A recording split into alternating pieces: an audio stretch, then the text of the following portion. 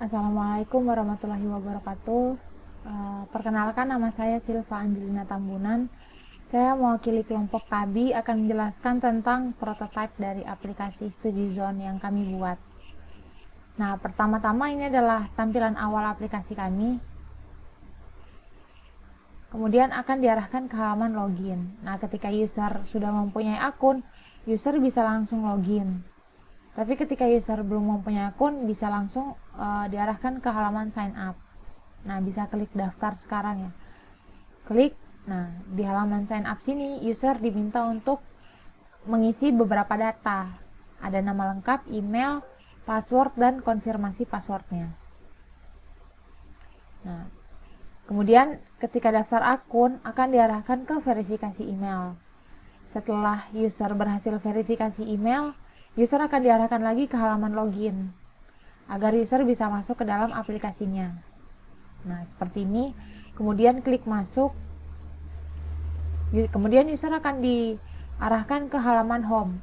Nah, ini adalah halaman home dari aplikasi StudyZone kami. Nah, di sini ada beberapa informasi yang kami sediakan. Yang pertama adalah ini ya, ada kelas. Di sini ada kelas di mana user bisa memilih jenjang kelas yang ingin diikuti. Nih. Kemudian ada progres belajar. Nah, tujuannya adalah agar memudahkan user ketika ingin melanjutkan belajar. Jadi user tidak perlu pergi lagi ke halaman profile untuk melihat progres belajarnya. Nah, sudah ada di halaman home seperti ini. Kemudian ada sedang promo. Nah, ini bisa digeser ya. Bisa melihat kelas mana saja yang sedang promo pada aplikasi StudyZone. Nah, kemudian ada top 3 mata pelajaran populer. Nah, di sini ini juga bisa digeser ya. Pelajaran populer ini adalah pelajaran yang paling banyak diakses pada aplikasi StudyZone. Kemudian ada section semua mata pelajaran. Nah, di sini kami hanya menampilkan 4 mata pelajaran. Tapi ketika user ingin melihat semuanya, user bisa klik di sini, lihat semua. Nah, ketika diklik akan diarahkan ke halaman kelas. Nah, di sini terdapat seluruh kelas yang ada di aplikasi StudyZone gitu. Nah, kemudian di sini ada section juara minggu ini. Nah, di sini ini adalah fitur gamification. Tujuannya kami buat ini adalah supaya user lebih bersemangat dalam belajar gitu. Nah, di sini ada 3 pengguna yang mempunyai poin tertinggi pada minggu ini. Kemudian ada button lihat challenge lainnya. Ketika user klik ini, akan diarahkan ke halaman challenge seperti ini. Nah, kemudian untuk navigation-nya kita punya beranda. Nah, beranda ini untuk home ini ya. Kemudian ada kelas dan ada halaman profile. Untuk halaman kelas sama aja kayak ketika user mengklik yang ini. Nah, akan diarahkan ke halaman kelas seperti ini. Di halaman kelas tampilannya sama aja, kurang lebih seperti halaman home.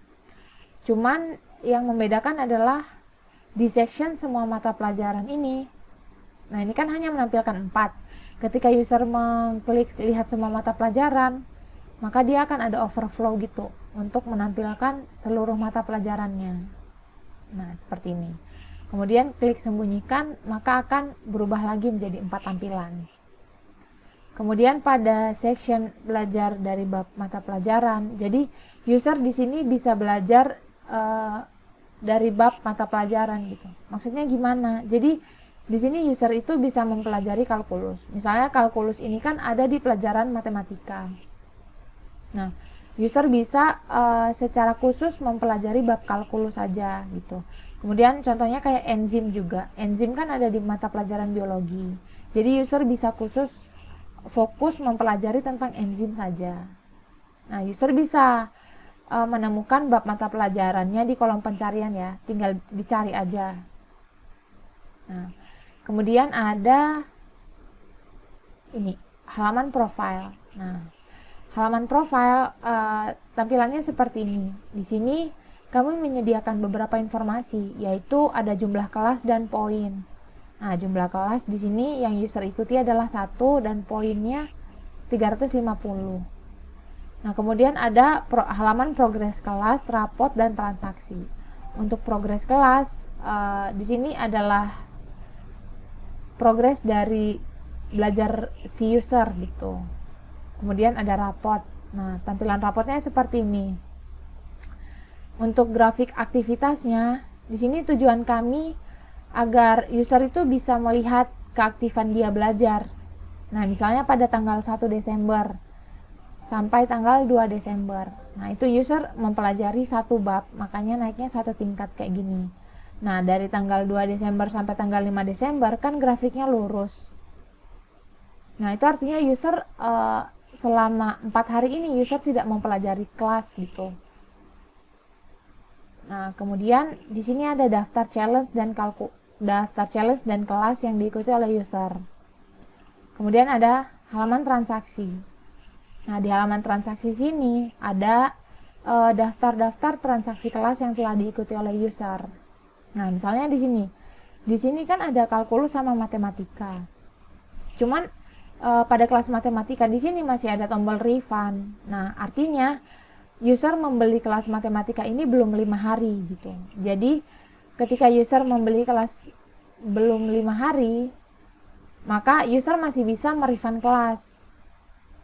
Nah, ketika klik tombol refund, akan diarahkan ke halaman refund kelas seperti ini. Di sini ada informasi ya, kelas apa yang ingin di-refund. Kemudian ada detail pembeliannya, tanggal pembelian, total pembayaran, dan alasan refund, mengapa user ingin refund dari kelas ini, gitu. Di sini ada beberapa alasan yang kami sediakan. Kemudian ada total refund. Jadi total refundnya sesuai dengan total pembayaran yang dilakukan oleh user gitu. Kemudian ketika konfirmasi refund, nah dia akan diarahkan ke halaman ini. Kita memberitahukan kepada user kalau refundnya telah berhasil dan pengembalian dana akan segera diproses. Nah, kembali ke halaman home. Kemudian ketika kita mengklik salah satu dari mata pelajaran, misalnya ini ya matematika. Nah, di sini akan diarahkan ke halaman detail kelas matematikanya. Di sini kami menyediakan informasi.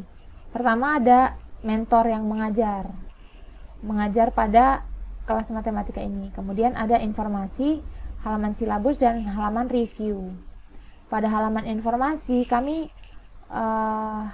menampilkan harga dari mata pelajaran matematika ini, kemudian deskripsi dari mata pelajaran ini.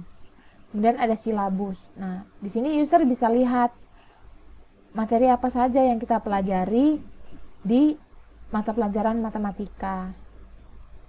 Kemudian ada review. Review di sini daftar penilaian dari pengguna lain gitu. Jadi tujuan kami membuat halaman review adalah untuk meyakinkan user dalam mengikuti kelas ini gitu. Kalau penilaiannya bagus, reviewnya banyak, kan user semakin yakin ya untuk membeli mata pelajaran ini. Nah, kemudian pada button daftar sekarang akan diarahkan ke checkout kelas. Nah, di sini misalnya mata pelajaran matematika nih, harga normalnya itu 300. Nah, misalnya dia diskon. Nah, di sini ditampilkan harga diskonnya 99.000 dan total transfernya 99.000. Di sini user diminta untuk memilih detail pembayaran. Jadi metode pembayaran apa yang ingin dipakai oleh user. Nah, ketika user ingin ganti, user bisa menekan yang ini.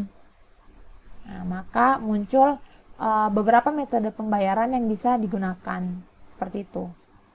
Nah, kemudian lanjutkan pembayaran, maka akan diarahkan ke konfirmasi pembayaran. Di sini ada nomor rekening dan total pembayarannya. Nah, ketika user sudah melakukan transfer, konfirmasi pembayaran, dan akan ada informasi kalau pembayaran kelas telah berhasil. Nah, kemudian lanjutkan belajar. Untuk detail kelas pembelian, ini sama aja kayak detail kelas tadi, cuman setelah pembelian ada halaman diskusi. Nah, di halaman diskusi sini user bisa bertanya atau menjawab pertanyaan dari pengguna lain gitu. Nah, ketika user memiliki kesulitan, user bisa membuat pertanyaan di sini. Nah, yang menjawab itu bukan cuma mentor, tapi pengguna lain. Nah, user juga bisa menjawab pertanyaan dari pengguna lain. Jadi, antara user itu saling berinteraksi gitu. Kemudian selesaikan kuis. Nah, kuis ini bisa diselesaikan ketika user telah mempelajari seluruh modulnya. Jadi, kuis ini ada di bab paling akhir gitu. Ketika user sudah menyelesaikan seluruh modul, user bisa mengerjakan kuis.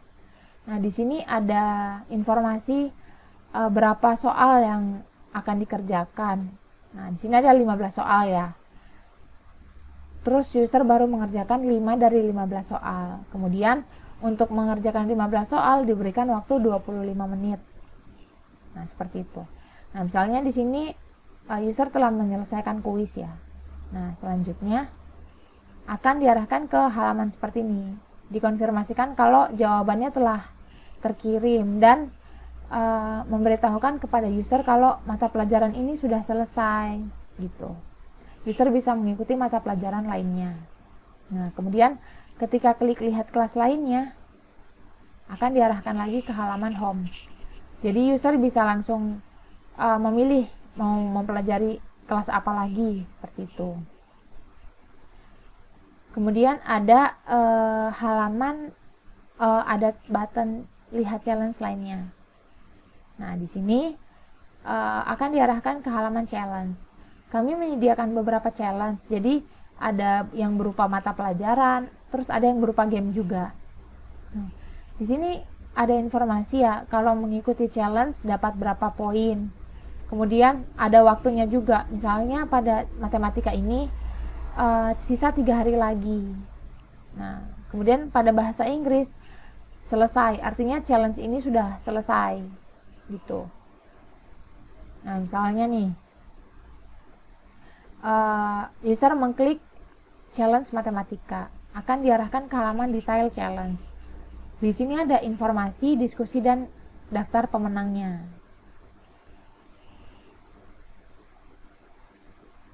Nah, kemudian daftar challenge. Pendaftaran berhasil, kembali ke challenge. Kemudian user disuruh menyelesaikan challenge. Nah, di sini berupa soal-soal juga. Di sini berupa soal-soal juga yang akan dikerjakan oleh user. Nah, seperti ini. Kembali ke halaman challenge.